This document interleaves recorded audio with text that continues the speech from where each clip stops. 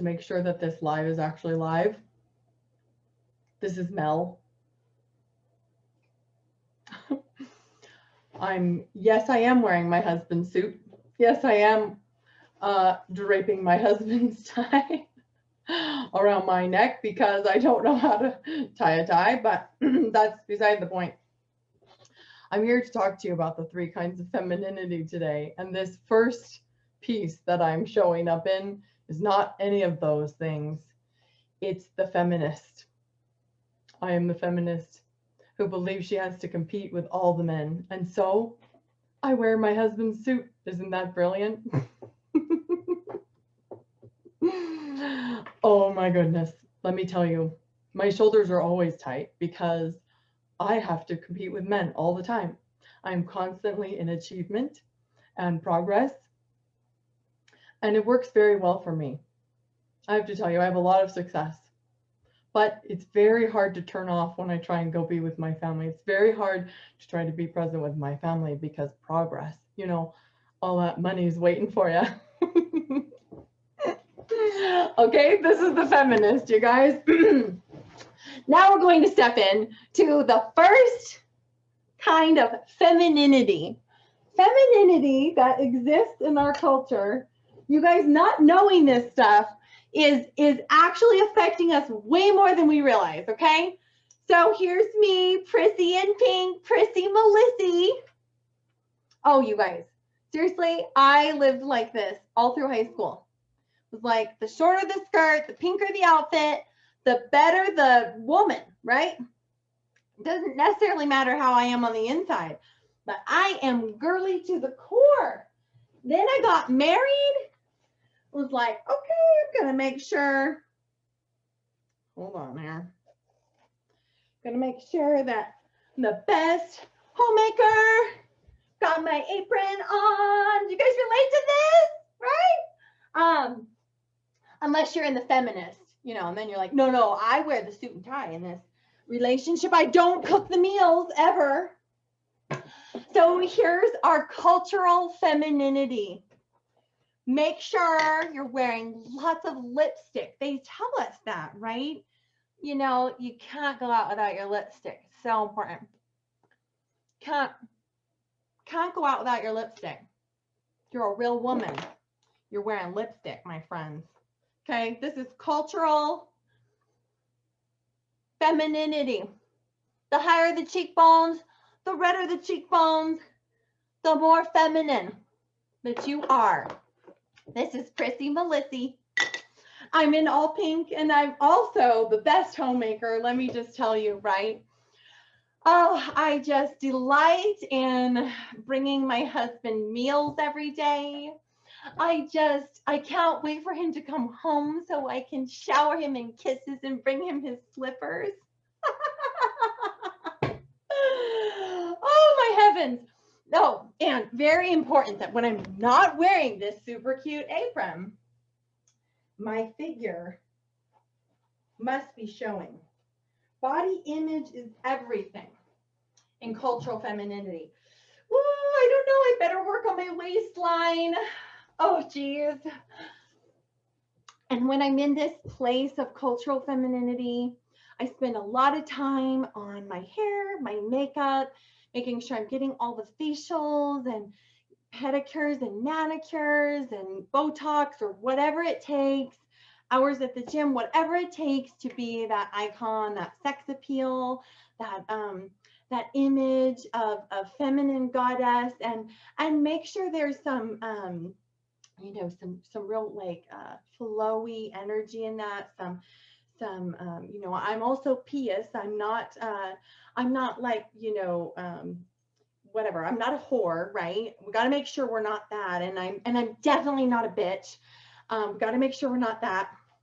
Oh my gosh. The rules. It's insane, right? That is cultural femininity. We get to decide what we want to do with that. We can decide. I actually love pink, which is why I've had all this stuff. I love it all. Oh, I forgot to take my hair out for my Prissy Melissy. Darn it, I knew I was going to do that. Oh, because you know, a big full head of hair is very feminine, right? Super, super feminine. Let me get this skirt off of me. Cultural femininity. Cultural femininity, what's fascinating about this, right? Maybe you're watching and you're from another country and you're like, I don't know. But likely you've been affected by the American culture because it's everywhere, right? It can vary based on culture. It can vary based on our mothers' mothers, stories that were handed down, and then our upbringing, those people that we surrounded ourselves with, our media, all that stuff. That's cultural femininity.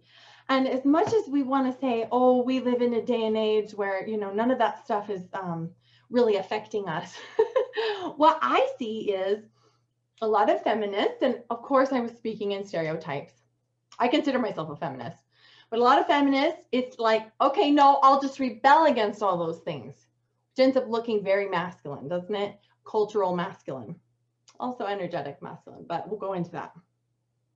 Or we're like, no, I'm conservative, I'm traditional, and I want to be successful at home. So we fall into the other, like, well, if I wear enough makeup and my body looks right and I do all these things, then I'll be desirable to my husband.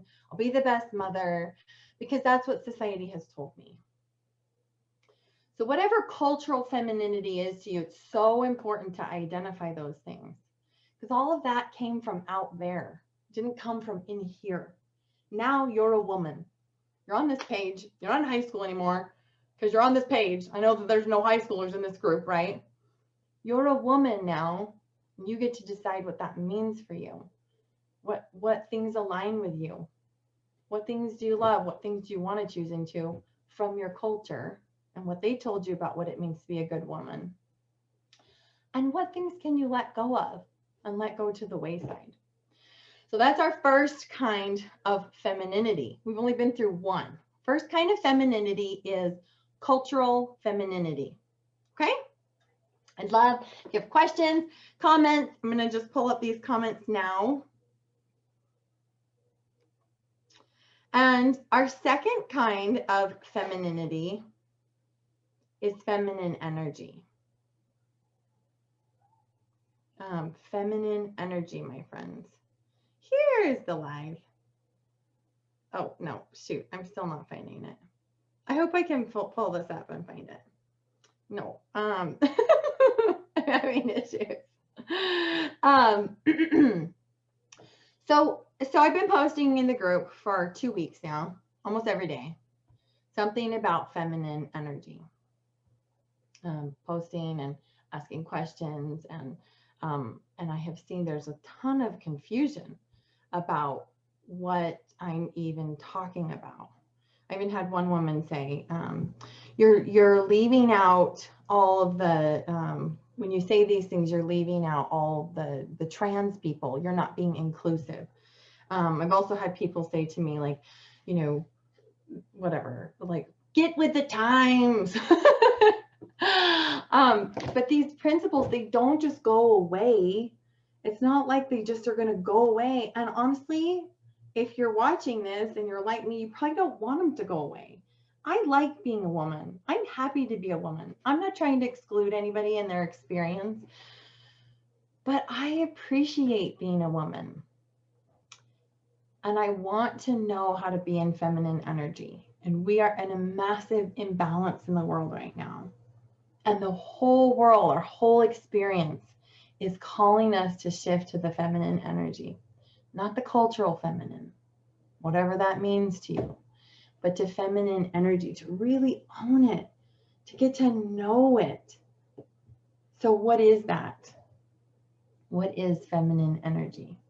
I'd love for you to put in the comments if you know what comes to mind when I say feminine energy as a separate and distinct thing from culture of femininity. It's being instead of doing. It's a softness instead of a hardness. It's flow instead of control. It's going inward instead of going outward. It's an ability to be in intimacy, to connect deeply with people, to create that space rather than just going, doing, producing, progressing. It's that space where we can just be still. It's receiving instead of giving. There's nothing wrong. There's nothing wrong with the masculine. There's nothing wrong with either of these sides, this yin and yang. They merely exist. And what I see over and over is women in business who are strong and capable are out of balance in the masculine. Out of balance in the masculine. That's all it is. And they don't know how to call on and really harness that feminine from within them. And it's there. It's there. And you may be thinking, yeah, I've learned some of these things. I know some of these things. I just don't know how to access it.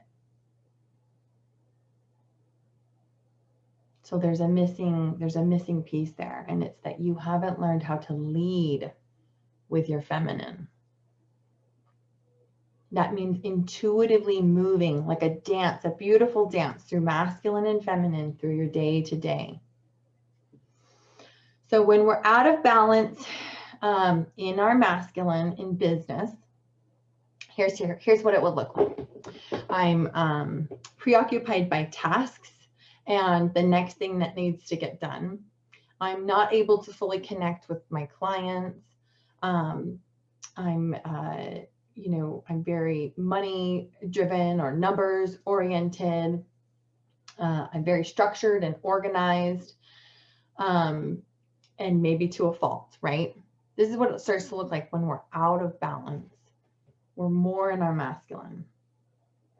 So someone who's in flow in business, it would look like being able to connect with people while being structured, being able to be present while getting crap done, being able to empathize, being able to nurture and hold space, being able to be a teammate, being able to help nurture your teammates as they grow.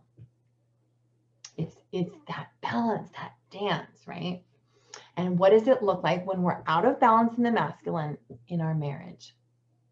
So I see this a lot. Again, if we're out of balance, and it's so tempting for us because we're so good at business. I'm good at business. So it's so tempting for me to just stay in that fiery place where I'm just getting crap done and I'm like taking on the world, right? That I come into my marriage and my husband's like, not that he can't hold space for me. It's just that I'm coming at him in the masculine energy. So he either has to leave the situation because he's also in that masculine energy, or he just naturally sifts into the feminine energy. And so what that looks like is a lot of these situations where I hear women saying,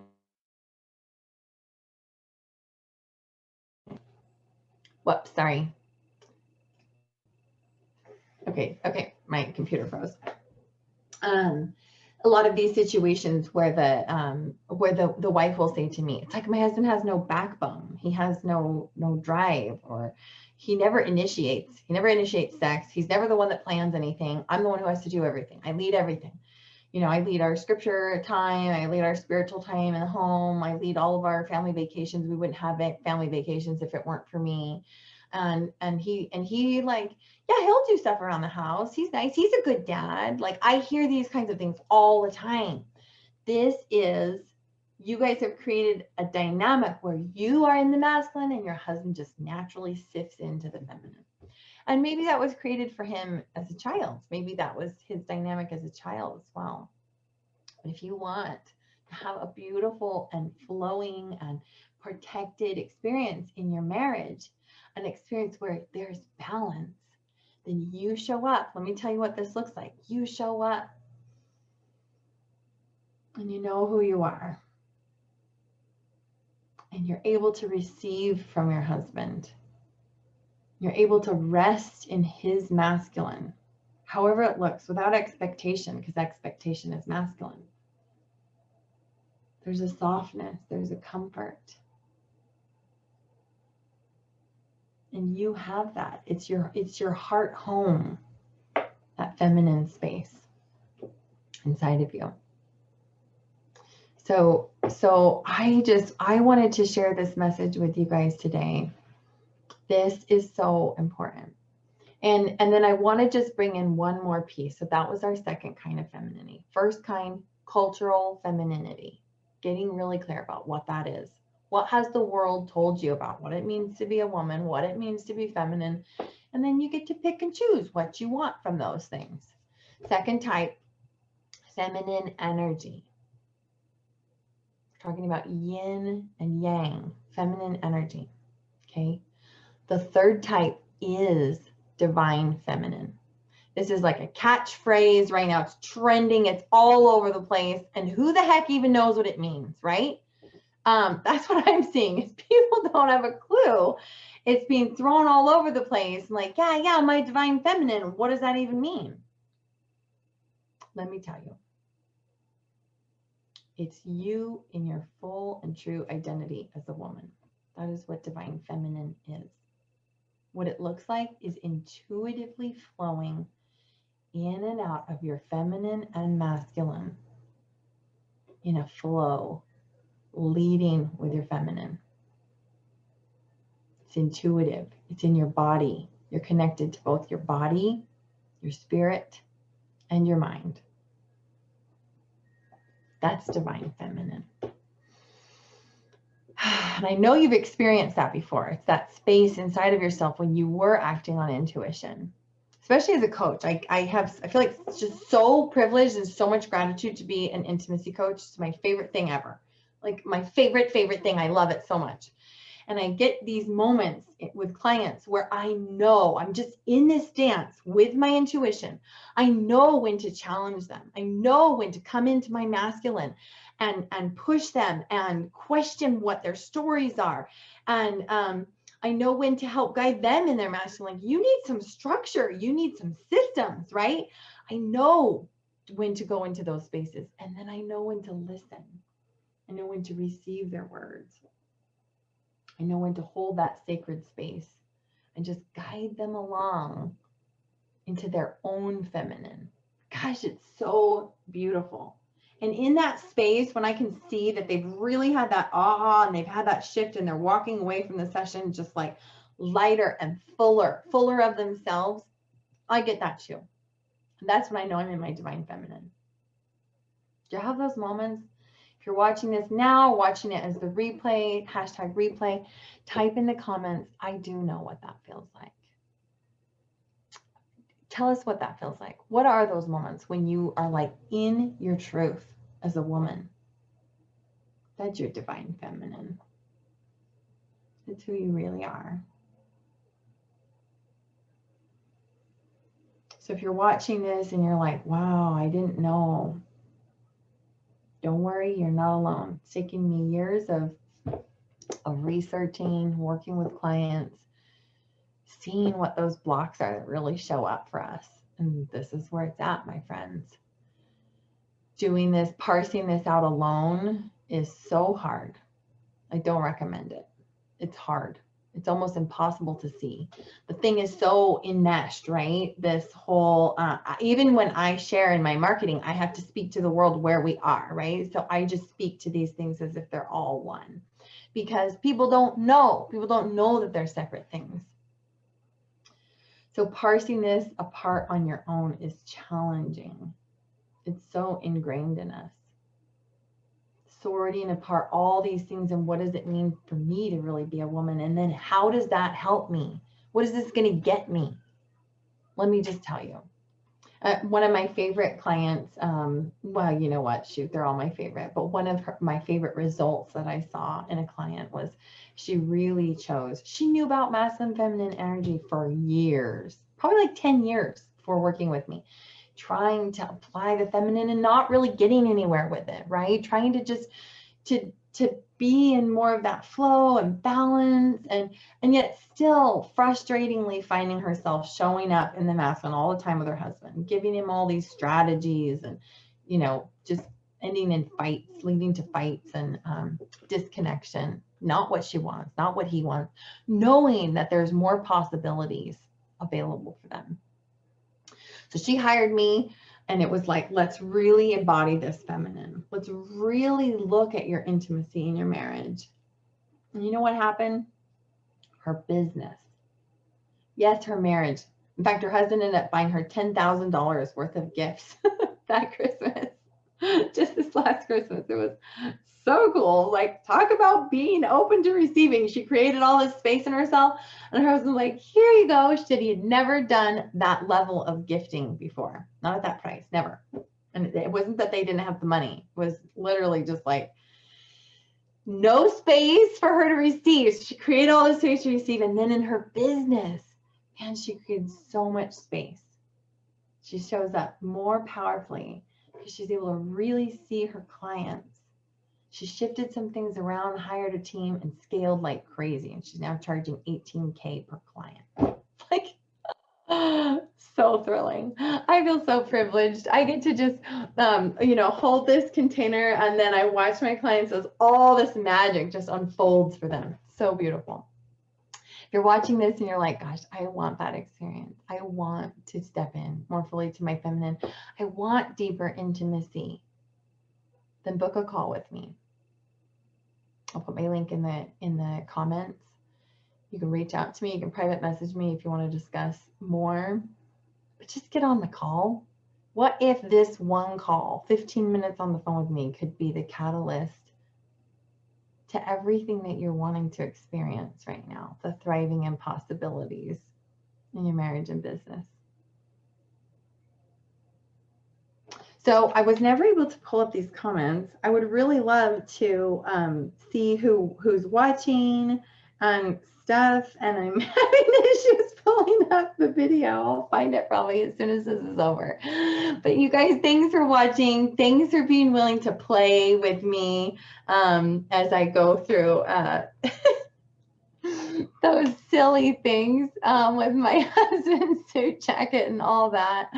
I just love to hear what you got out of this. And thanks again. Bye-bye.